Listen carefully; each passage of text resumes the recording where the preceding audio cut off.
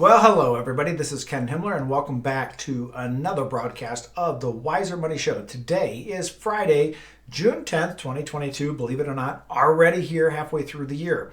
Listen, I know last week I told you that I was going to produce some content and move away from some of the economic updates.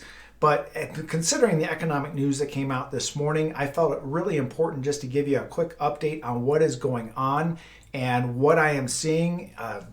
Not good from a political standpoint, but listen, if you've been listening to me for any period of time, you know I said this was going to happen. You spend more money and you give away more money and you're not going to have a very good result. So let's get on with today's show.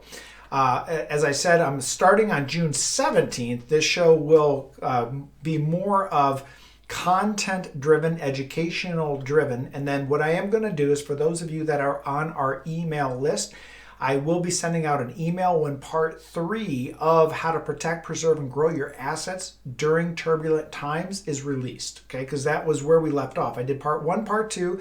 I have 8 parts to go through, but I jumped in last week because of the economic turmoil, as I am this week. But I want to make sure we continue that because these are the times that if you're properly educated, that you can take advantage of what's going on. All right, so let's talk about the economic indicators. Unemployment. I'll get to that in a minute. Inflation, stock market, and econ map. Now, before we get into this, I'm going to give you my opinion. Now, I don't care whether you're Democrat, Republican, Independent, and the social beliefs and everything else that goes behind those political associations. I'm not here to talk about that stuff. I am here to talk about pure economics. And listen, when I say Democrats, I want to be very clear. It's not all Democrats. And when I say Democrats or Republicans, there have been plenty of administrations. As a matter of fact, I want to be really clear. I'm not beating up on the Democrats. I'm beating up on this specific administration as to their economic decisions, which I will prove to you shortly, have been very misguided, maybe is the answer. But I want you to really understand that it's not all Democrats. Matter of fact, if you look at the stock market, statistically over the last 100 years, well, technically it doesn't go back that far, but it's about 85 years, Democrats, the stock market has grown more during Democratic presidents and administrations than Republicans. So I'm not saying that Democrats have economic issues that cause degradation of the economy. I'm saying this administration does. And here's what's really, really interesting about this. When you look at these numbers, you're going to see what has actually happened. And it's almost a repeat of what we saw in the initial part, well, technically, for the first year of the pandemic. If we look at some of the states that got shut down, they shut down completely as if, there was they had the right answer, California. At the same time, Florida was completely open. And they actually had less per capita infection and death rate than California, even with a complete shutdown. New York was completely shut down. They had a higher death rate and a higher infection rate than Florida, who was open. Michigan completely shut down. Higher death rate, higher infection rate per capita. Now, you can't say, here's the number here and here's the number here, because you have to measure it by the population. And a lot of the media on both sides was misleading the public to think, well, this state's safer than this state. No, you got to look at the per capita. But those states specifically shut down. And after a while, you started to say, well, wait a minute. If New Zealand, if Norway, if Sweden, they're all not shutting down, but they have these much lower infection rates, what is the gain here? You start to step back and you start to say, well, what's the game plan here? Well, here's what the game plan is. As soon as Biden got elected, New York magically opened up. But there was federal aid based upon the financial devastation. New York City got $2.3 billion in financial aid from the federal government because they made the situation bad on their own. That's been proven. That's not conjecture. And same thing with California, same thing with Michigan. So now here we are into this economic turmoil again. Here's what I am seeing. Biden this morning blames the dock workers in LA for inflation. Now, when you look at the numbers, the increase in 1 year of delivery costs has gone up. And I might need to say this twice so it sinks in. 1,500%. It's gone up 1,500%. And he blames the dock workers. He blames the shipping companies. Let's keep in mind that there was thousands and thousands of ships in LA port waiting to unload. Why couldn't they unload? There was no labor to unload because they were shut down, and when there was free money given to the employees by the federal government, why go to work? This is not a dock worker problem. And listen, I don't care if you're Democrat or you're Republican. If you're a dock worker, I am so sorry that you have got to get blamed for this problem. Shipping companies, I am so sorry that you're the ones that are getting blamed for this problem. It's not your problem. The problem was labor and shutdowns. So let's have a good accounting of history before we just start passing blame. Now, the energy secretary this morning said, oh, by the way, I might have made a mistake. I think gas prices are going to continue up. Really? You didn't think that like 3 months ago when, Russia invaded Ukraine and there was going to be a complete shutdown of that? That's kind of an end result. Yellen finally comes out and says, I think I underestimated inflation. You think? And honestly, you should have seen this coming. You've got all these analysts. You've got the power of the White House and as much research as you can handle. But here's what's really interesting. Bernie Sanders this morning also comes out and says he's blaming inflation on his own party against Senator Sununu and, if I'm saying that right, if I didn't, my respects, the Democratic senator from Arizona, and Manchin, Senator Manchin, the Democratic senator from West Virginia. He says that they have been bought out by big corporations and they went against the Democratic Party because they voted against the Build Back Better America plan. Remember, I've been talking about this. Please don't pass that thing because they estimated it at $1.4 billion. And remember what Pelosi did. Pelosi says, well, listen, I don't want to pass that or I don't want to give the information to all the people voting on it. So 24 hours from the mandated vote in the House, she passes out 2,400 pages of the Build Back Better America program and expects everybody just to vote party lines without understanding what they're voting on. Normally, they ask for a CBO rating. A CBO rating is the government's way of saying, well, this is what your bill is, but let's run it through some simulation models and find out really what it is. And when they estimated at $1.4 trillion, the CBO came back at $4 to $4.4 trillion. Now, most of you probably heard me talking about this for the last 6 to 8, 9, 10 months, 12 months. But for those of you that are joining us, I'm trying to give you a real accounting of history. Because if we don't remember what has happened, we are going to fail because we will repeat it again. So here's where we are. Bernie Sanders blames Manchin and Sununu for not passing this bill. Let's keep in mind, we are here in this situation very, very simply.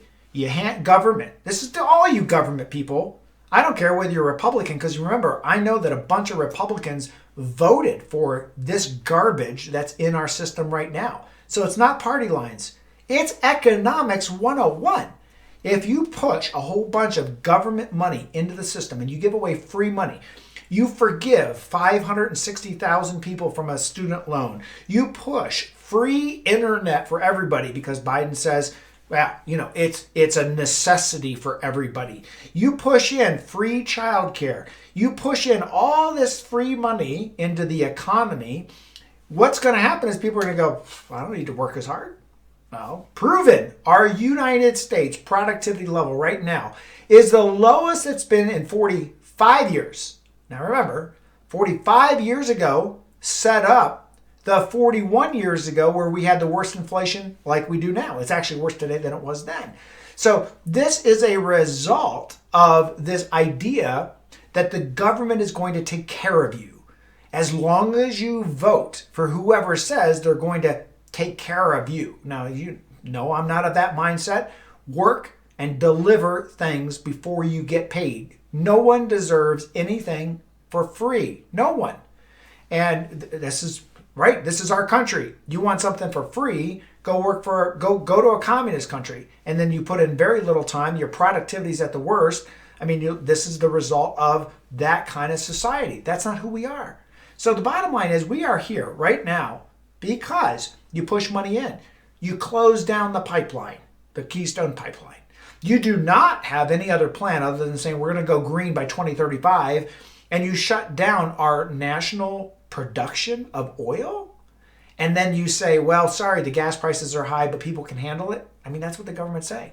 So we're going to cover some of these things today, but you're going to see that the result of this is not that terrible. Meaning that if we look in the way we should be looking, it's not what it is right today, but what will it be if we make the right moves today? How will it look in 2 years, 3 years, 5 years from now? So we're going to go through that most recent iteration of the econ map. I'm on 9.1. Let's look at all the factors. Unemployment's at 3.6%, lowest it's ever been, right? But we still have 6 to 7 million people unemployed, and there's still 11 million job openings. But remember, just because we have low unemployment does not mean that people are being productive. We are still in one of the lowest U.S. Times of worker productivity. For the hours worked, what is getting done? Look at inflation. As of this morning, 8.6% on an annualized basis, trailing 12 months, 8.6%, and going at 1% per month, which now we're getting back to horrible inflation. And again, this is where if you have annuities that are not catching up with inflation, you have CDs, you have money markets. You don't want to invest in the stock market because it's volatile, yet you're going to hold something in a 1% to 2% investment, 3% to 4% investment, and you're cranking out 12% inflation annualized going forward, 8% in reverse. You're losing 6 to 8% whether you do anything or not. So we are right now on track to be in the worst inflationary time in 40 years. What does that effect have? well, gas and food, all-time highs, right? Gas just broke 5.75 cents per dollar, or 5.75 cents per gallon on a national average. We have this baby food shortage, really? In the United States? What is this government doing? My goodness. We had to import baby food from other countries. What are we, like a third world country here? This is, one of the reasons I haven't moved to, South America or Central America is I didn't want to go through something like this. I thought I lived in the United States, but apparently we are on that same platform. You can't get basic stuff. Used car prices up 15%. Well, new car prices would probably be the same if interest rates didn't go up and they couldn't get chips to complete the automobiles. Housing is starting to drop, but it's only dropped 10% off of its high. But remember, it's still 75% increased above last year. I'll give you an example. I track houses in different areas. I looked at a house yesterday in Whitefish, Montana. In the end of 2019, it sold for $893,000. It's now listed for $3.1 million. This is what I'm talking about. Just because housing has started to decrease, it's nowhere back to a reasonable level. Borrowing rates are up. Average mortgage is now over 5%. But here's the interesting factor, which is going to have a dynamic change in how we look at things going forward. If we're following that 1920, the Roaring Twenties roadmap, there's a divergence now. It has now kind of gotten off on the path. Because here's what's interesting. Entertainment and travel is up. I said that this is going to happen as soon as the pandemic is over, right? But we never anticipated this kind of free flow from the government. You just say, that is so irrational. Who would ever do something so stupid? They did. And they're still doing it by still forgiving student loans, et cetera, et cetera. They're still doing it. And you step back and you go, where's the end? Where do they stop giving away free money? But keep in mind, this again, just my opinion, it's a repeat of what they did during the pandemic. Why? If you create the problem and you're the one that you have, the only one that can offer the solution, who do you think is going to vote for them? The people that want that free ride. Think about it. If inflation is huge, people productivity is low, and there's this resounding attitude of you shouldn't work that hard. The government should take care of you. Everybody deserves free internet. High-speed internet, by the way. Not just internet, but high-speed internet. It is your right to have that. That's what Biden said. And he's paying for it now. Well, technically, you're paying for it out of your tax dollars. So here's what's interesting. Entertainment and travel is up. Even with all of the increases in gas, automobiles, travel, airline flights, rooms, hotels, people are spending more money on travel and entertainment. But what that is doing is that is now decreasing the personal savings level at an accelerated rate. If you remember, you watched my econ map for any period of time, I said as soon as that personal savings rate, because we were sitting at about double of the amount of money that is normally sitting in cash and sidelines during the pandemic, that doubled. And I said as soon as that started to decrease and personal debt started to increase, that's where we had to start thinking differently about financial decisions. Where money is invested, how is it invested, the distribution, where do we take money from? Well, that's where we are. We have an absolute, in my opinion, incompetent Treasury. Yellen completely failed at her job. The White House is completely failing at their job. Well, technically, from an economic standpoint, they're failing. But they have political strategists that are probably sitting there and they're going, look what worked during the pandemic. It worked because people voted for us. We're now close to these November primaries. The worst that they can make it, and you have to sit back and go, but can they make a change? Sure, they can make a change. Stop giving away free money. Open up the Keystone Pipeline, right? There's so many things that they could be doing, but they just won't do it. So you step back and go, why won't they do it? Well, the same thing. Why didn't California open up? Why didn't New York open up? They could have, but look at why they kept that pushed down. Because there was a financial incentive for them and there was a political incentive for them. It's sad because the normal person is the one that actually pays the price for that. So I think the White House is completely failing.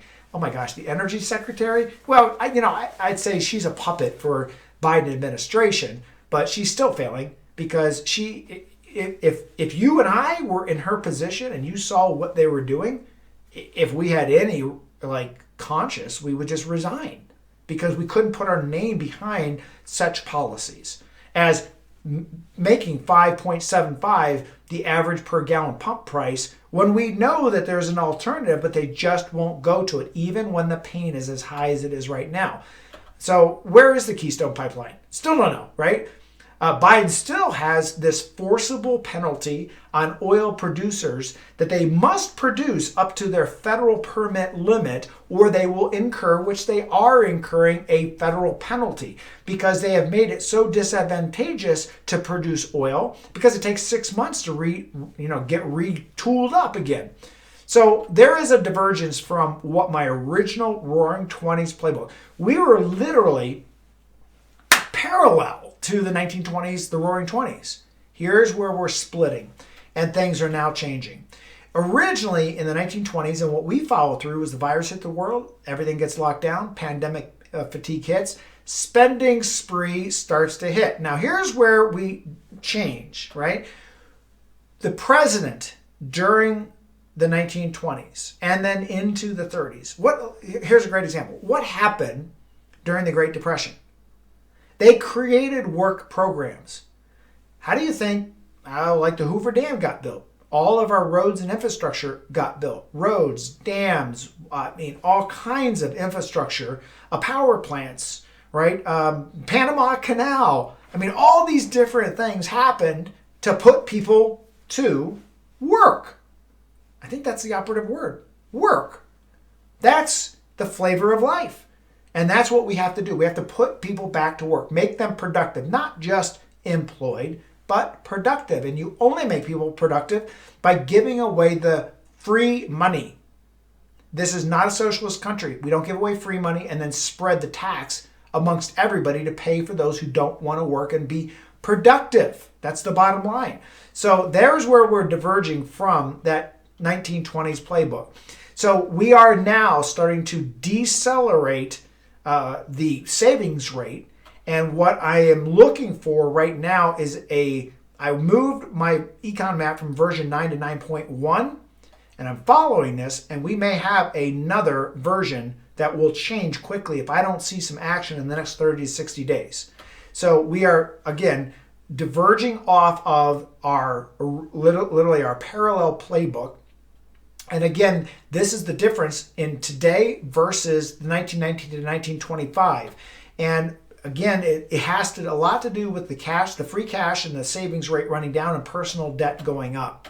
So if you followed me last week, I revised my econ map. We had the stock market going up. And you can see here, I'll point this out with a little mouse. You can see this was my original estimate that the stock market would drop. And that was right after Russia invaded. And originally, I had that market coming back somewhere around July, August. I am not as confident about that now. I'm looking more at October, November. But there are things, don't take that as, well, let's sell out of the market and buy back in. Not all segments of the market are going to work that way, so you cannot time the market. That will actually hurt you more than help you. I showed productivity decreasing. And again, a lot of my productivity analysis is based upon the amount of free money that they push back into the economy. The more they keep that garbage going, the more you got guys out there like Bernie Sanders that wants to pass a $4 trillion free money. And that, you want to talk about an acceleration of inflation, you're going to talk about Brazil and Venezuela's situation that they had in the 80s and 90s. Remember, they almost went bankrupt.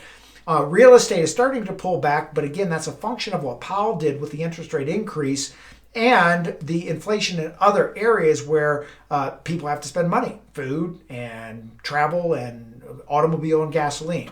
So the actions to take right now, hold steady on the stocks. Please do not make that change. I do not recommend at this point going to cash in any way, shape, or form. It's a volatility component of the market, which you will get no matter what you're in. If you're in cash, you're taking a hit with inflation, and you can never recover from that. Tax loss harvest. I talked about that. That was my 8-part series. If you have not seen part 1, part 2, go back to the video library on YouTube. Review part 1, part 2. I'm about ready to record and release part 3 so you can understand it. But at least part 1, I went through in detail tax loss harvesting and how you can take care of that. DCA, from corp government bonds to tips. DCA is dollar cost averaging. What that means is start moving money in segments from corporate government, intermediate long-term bonds into tips, because I'm seeing a different dynamic that inflation may last a lot longer than we originally anticipated due to all this free money going into the market. Hold on to any real estate purchase. I would not buy anything else right now. You're still almost double from where we were a year ago. That's just an overpriced market that cannot sustain itself, especially with inflation happening in other areas. But here's a big opportunity right now. Roth conversions, do them now. RMDs, required minimum distributions, take them now. When the market is down, these are your perfect opportunities to move money at a lower to no tax situation. All right, before I wrap up today, if you have not yet subscribed, this way you will be notified when I start releasing these new broadcasts. So go on, you could just Google H&H Financial Center. You'll see that little screen you see in front of you there. Hit the red button, subscribe button. As soon as I release some of these other educational content videos, you'll get a notification in your email, and then you'll know to log on and watch those. Also, if you know of somebody that's in the accumulation stage, not the distribution phase, then Wiser Retire is a great place for them to get educated. There's content there because it's a very different strategy. It's a very different concept when you're in the accumulation phase versus the distribution phase. Hey, with that in mind, I'm going to jump off and let you enjoy your weekend. Things will get better, and take action, because this is how you make money when things are down. Signing off, Ken Himmler.